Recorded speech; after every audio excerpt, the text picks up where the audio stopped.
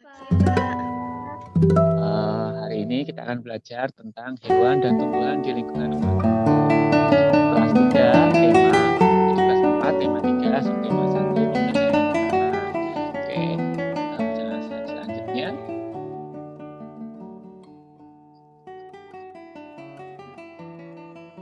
Oh ya, sebelum mulai pembelajaran, kita akan berdoa dulu ya. Kita akan berdoa menurut agama dan kepercayaan masing-masing.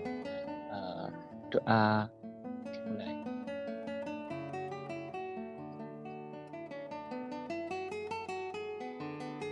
Berdoa selesai ya.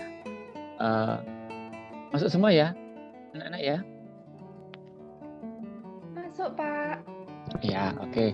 Kita langsung aja dari pembelajaran hari ini. Tujuan pembelajaran kita adalah menganalisis hubungan antara bentuk dan fungsi bagian tubuh pada hewan dan tumbuhan. Dan yang kedua, menyajikan laporan hasil pengamatan tentang bentuk dan fungsi bagian tubuh hewan dan tumbuhan. Nah, mari kita akan baca slide selanjutnya. Nah, tahukah kalian makanan yang paling banyak dikonsumsi oleh masyarakat Indonesia? Ada yang tahu?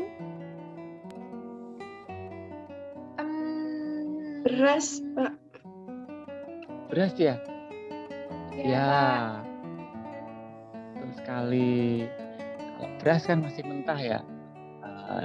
Jadi makanan yang dikonsumsi masyarakat Indonesia kebanyakan adalah nasi yang terbuat dari beras. Sebelum jadi beras adalah padi. Mungkin Mbak Nikmah bisa bacakan padi itu apa sih? Silakan Mbak Nikmah, boleh dibaca tentang padi. Padi adalah tanaman yang sangat penting di Indonesia. Padi menghasilkan beras. Banyak penduduk Indonesia yang mengonsumsinya. Padi dapat tumbuh di daerah panas dengan curah hujan tinggi. Daerah utama penghasil padi adalah Jawa Barat, Jawa Timur, Jawa Tengah, Sulawesi Selatan, dan Sumatera Utara. Karawang, Jawa Barat dikenal sebagai lumbung padi nasional. Ya, itu di daerah Indonesia semua ya. Nah, di daerah Papua itu makanannya kebanyakan adalah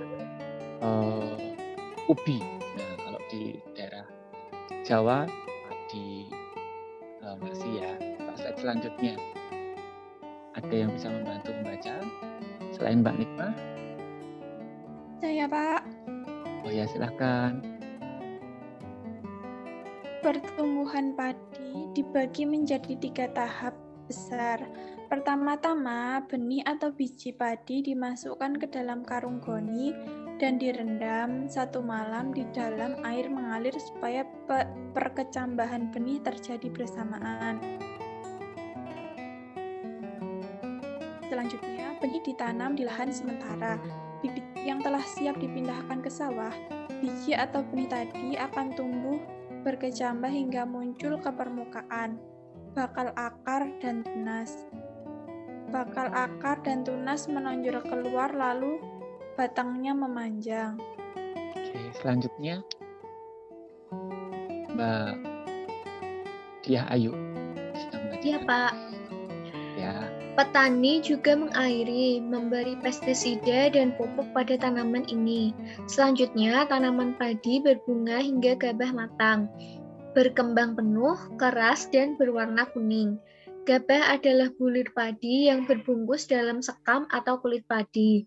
Gabah ini nantinya yang akan dijadikan benih lagi. Tahap pertumbuhan padi berlangsung antara 110 hari hingga 130 hari.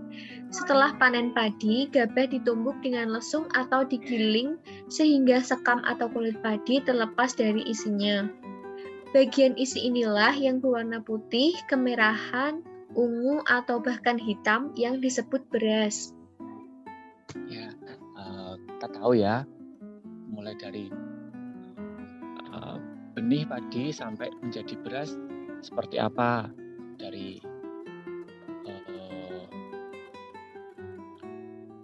beras sebelum dimakan dan sampai dimasak oleh ibu-ibu. Oke, selanjutnya, next selanjutnya. Nah, ini saya punya pertanyaan yang mungkin bisa dijawab. saya buat PR saja ya, ada PR saja. Apa isi bacaan di atas dan mengapa tanaman tersebut penting bagi masyarakat Indonesia, di mana tanaman tersebut dapat tumbuh, berapa lama proses tanaman tersebut tumbuh, apa yang dimaksud dengan gabah. Nah, nanti bisa ditulis di buku tugas ya. Nah, ini tugas pertama. Slide selanjutnya. Nah, ini tugas yang kedua. Kita sudah belajar tentang padi. Nah, isilah dengan diagram berikut ini berdasarkan bacaan di atas ya. Nah, nanti anak-anak menggambar, digambar di situ. Setelah digambar ada pertama-tama tuliskan nanti sebelum ditanam itu apa, boleh digambar. Setelah ditanam nanti ada 3 tahap besar itu digambar ya. Ini tahap 1, tahap 2 dan tahap ketiga nanti kembali lagi ke tahap 1. Boleh digambar, nanti dijelaskan di yang warna kuning. Nanti dikumpulkan, di foto, bisa dikirim ke WA atau bisa dikirim lewat Google Classroom.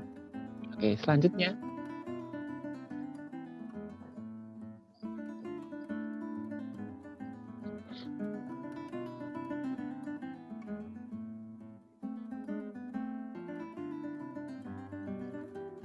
Nah, ini ada bacaan lagi. Ini ada pantai, ada dataran tinggi, dan ada dataran rendah. Kita hidup di dunia itu ada di tanah dataran rendah, ada yang dataran tinggi, ada yang di pesisir laut. Boleh dibacakan Mbak Nikmatul tentang yang di pantai adalah daerah yang seperti apa? Ada? Pantai adalah daerah yang berbatasan langsung dengan laut. Pantai ada yang landai dan ada pula yang terjal. Pantai yang landai biasanya digunakan untuk objek wisata. Ya, pantai itu biasanya buat objek wisata. Orang-orang di pantai biasanya ngapain ya penduduknya ya? Kerjaannya seperti apa ya? Seperti nelayan, Pak. Nelayan ya, betul. Cari ikan. Selain nelayan apa ya? Ada lagi?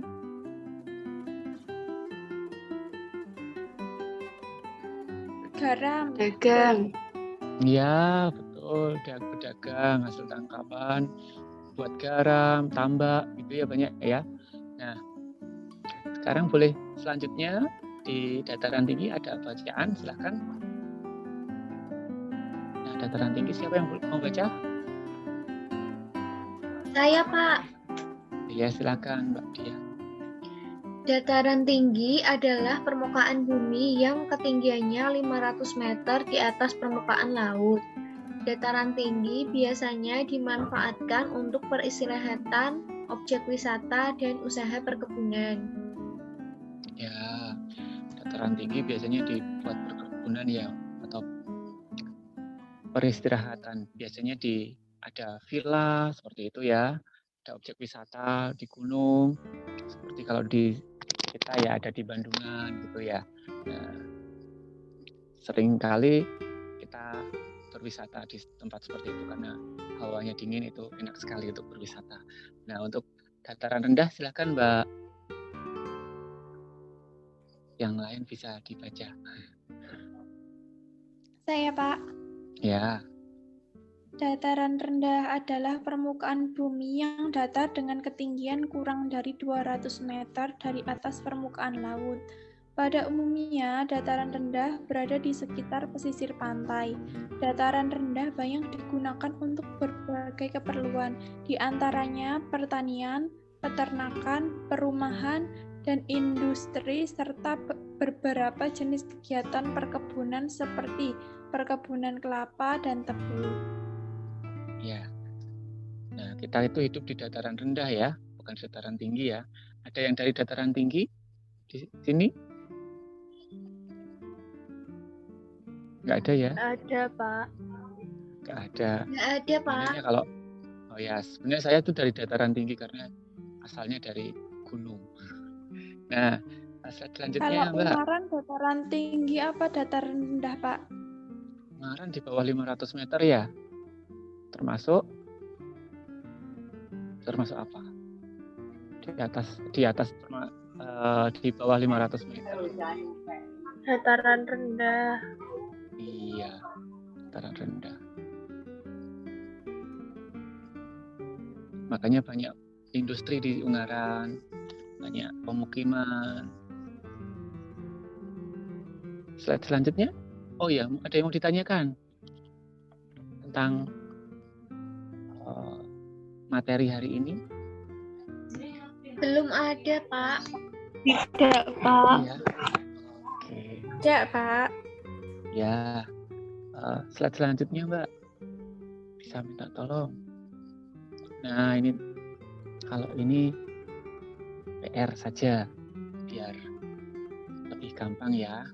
Nanti bisa diisi lokasi, kalau pantai itu seperti apa lokasinya, terus dataran tinggi seperti apa, ketinggiannya, dataran rendah, ciri-cirinya apa kalau di pantai, mungkin berbatas dengan air laut dan lain-lain gitu ya. Nah, sumber daya alamnya apa kalau di pantai, di dataran tinggi apa, dataran rendah apa, nanti bisa dituliskan, terus manfaatnya apa, terus ada lagi mata pencaharian penduduknya. Nanti anak-anak bisa dituliskan di kolom itu, nanti difoto, dikirim ke WA atau dikirim ke Google Classroom, nanti bisa dikirim link atau fotonya saja ya. Oke, demikian pembelajaran hari ini. Kalau ada salah kata atau yang kurang berkenan, Bapak minta maaf. Nah, sampai jumpa minggu depan. Sebelum ditutup, kita akan berdoa. Ada yang mau memimpin untuk berdoa penutup? Saya, Pak. Oh ya, baik. Ya, Mbak Eris, silakan Mbak Eris. Teman-teman, untuk mengakhiri pembelajaran pada hari ini, mari kita berdoa bersama-sama. Berdoa mulai. Berdoa selesai. Ya, terima kasih ya. Ya, Sudah Pak. mengikuti pembelajaran hari ini dengan Makasih, Pak. ya, terima kasih.